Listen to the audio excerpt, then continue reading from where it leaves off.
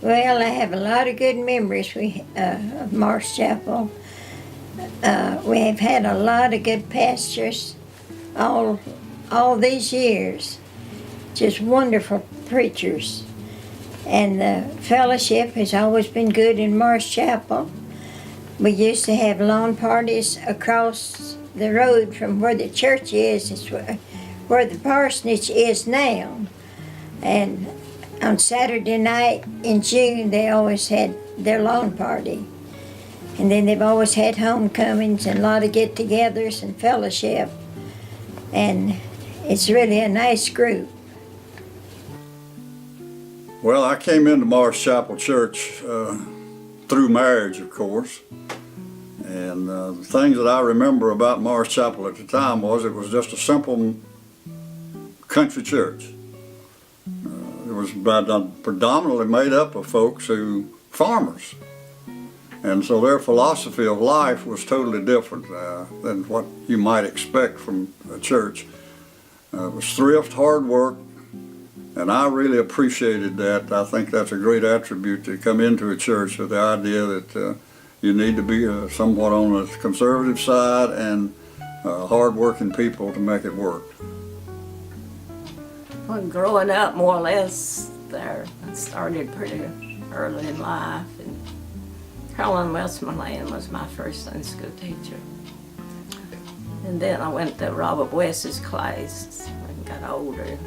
And then when he got where he couldn't teach, I've been in Don Wicker's class for 40 years. I remember going to church at an early age. And to begin with, we probably went by horse and wagon. I was about 7 years old when we got a car. But nevertheless, I enjoyed the ministers and I became very fond of some of them that worked so hard and did such a good job. And there were as many people in the congregation that I loved and still love, that the ones that are living. Just going to church. I remember the old churches, the windows being opened in the summertime with no air conditioning. And sometimes the bees would fly in, and of course the young boys would love to, swat at the bees or do something. And then about ringing the bell, I remember, I have fond memories of ringing the bell. Mr. Arthur Wall used to always ring the bell on Sunday morning for the Sunday school and the preaching service. It's a lot of good things that I can remember about that. In the wintertime we had the old coal stove, but it's always warm in there. The maple tree in the front yard of the old church where all the men gathered and talked about the things that happened during the week, whether it be farming or whatever happened that week, that's what they would discuss. I remember those well. Well, when I started the church or got big enough to go and all that, when I was a teenager and all that UMYF was Epworth League then. I went to it and I enjoyed it. And then we had little parties and things. That's about as far back as I can remember. Well, Morris Chapel has always been full of memories for me, but from the first day I walked in the church, I was really impressed because I went in an adult Sunday school class for the first time. I think that's one of the, and my father-in-law was a teacher, Mr. Robert West. And so I figured that is one big favorite thing in my life, because I was a young man then and I needed a lot of help. So I do that. A lot of memories. Also, I was there during the Fellowship Hall building and the first new church expansion and the second one. 3 building programs, really. And those are favorite times, especially when we moved to Fellowship Hall. That was something that was real strange and was almost impossible, but the contractor said he could do it, and he did. And that was a great thing. In the 60s, I became a member of the Pastor-Parish Relations Committee, and Orville Dillon was the chairman, and I learned a lot from Orville Dillon about how church operates, how ministers are furnished to our congregation, and he was quite active in the conference, and we got some mighty good ministers while he was the chairman of the, and I'm thankful for my relationship with Orville.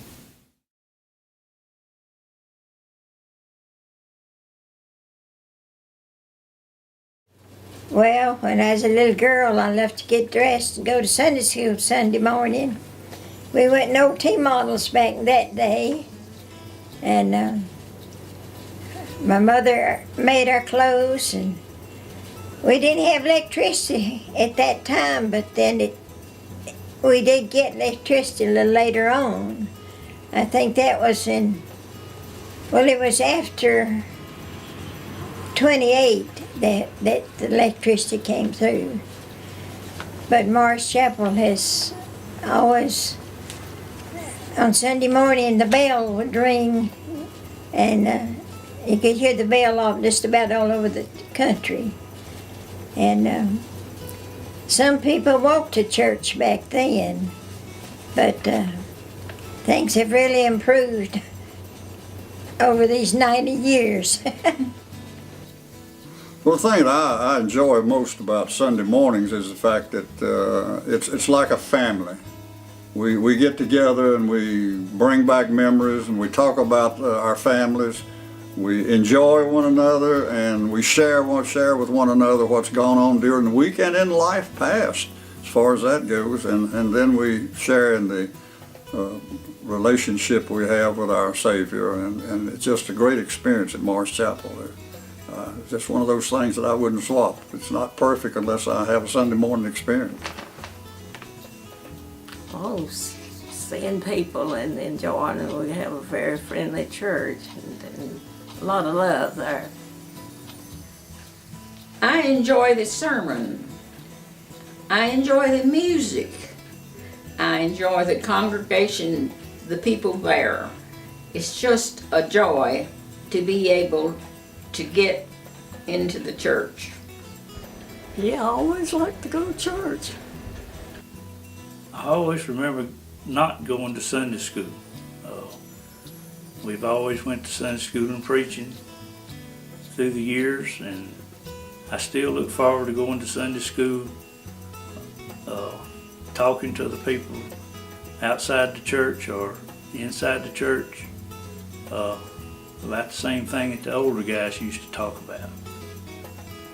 I enjoyed being in Carolyn Westmoreland's class, and then I went to Robert West's class and been there ever since. And I love the people in there. I enjoy the people. Well, I've been teaching Sunday school for 45 years, but I enjoyed Sunday school because I was getting fed spiritually, and I also was learning a lot about the Bible I didn't know. But also, I think that I was trained to go to church when I was a boy, when I was a child, but I seemed to find a new life here.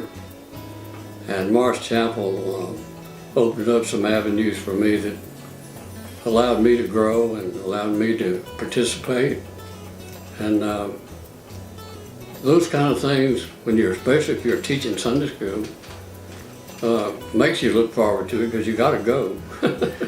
But really, it's a joy to be able to get up and to have all of God's blessings, and then got a place to go and share it with somebody else. And I just love that, and I think I'll always look forward to going to Sunday school. I don't like to miss Sunday school. I love it. And preaching too, as far as that goes.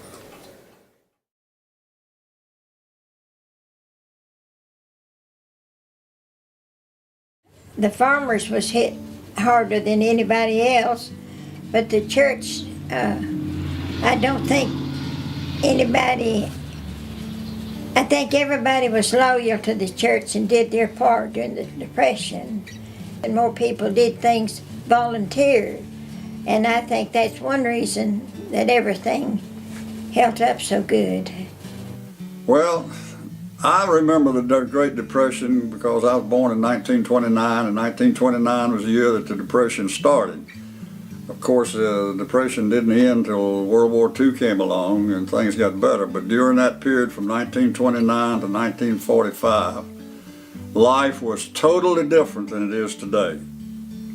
My family, for example, lived in one house. It was Grandpa and Grandma, Mother and Dad, us 3 children, 2 uncles and 2 aunts, and some children. 9 or 10 people, 3 different families lived in one house. That was necessary because none of the group could afford to live separately and get along, so we pooled what we had. So I remember the Great Depression as a time when it was more of a family-oriented thing than it is today, where we have children who live in California or some other state, and we see them at Christmas and New Year's and things like that. But I remember the Depression as a time it brought us together. I was probably 12 or 13 years old when I started Morris Chapel. And we lived down the road, my family did and all. And of course back then, young girls didn't have a car, and I'd walk from there to Morris Chapel every Sunday morning to Sunday school preaching. My father-in-law was a grocer, and he was a prosperous grocer, but so many people came and got their groceries and didn't pay their bills, till he soon got to the point he'd have to mortgage his property in order to get the stuff from the grocery house to pay his customers, and he did that. Now, another thing, we had a hard time paying the minister when his Depression. Sometimes his pay would consist of hens or vegetables or country ham or anything anybody in the congregation had other than money, because they didn't have money. When I was in 7th grade, they had a big celebration from 7th to 8th, and I needed a white dress. Everybody had to have a white dress. Well, I had the white material, but I didn't have any buttons, and the pattern called buttons. So I shall never forget walking to the general store at Walkertown with my mother, and she held this hen under her arm, and we swapped that for the buttons for my dress. Depression was that bad at that time. My dad was a farmer during Depression, and we had food always, whether it was fresh or out of a can, because he had grown it. And the minister, I remember very well, our first minister, which was in the 1900s, he told me in his latter years that there was many a day they wouldn't have a meal if my daddy hadn't come and left something on the porch.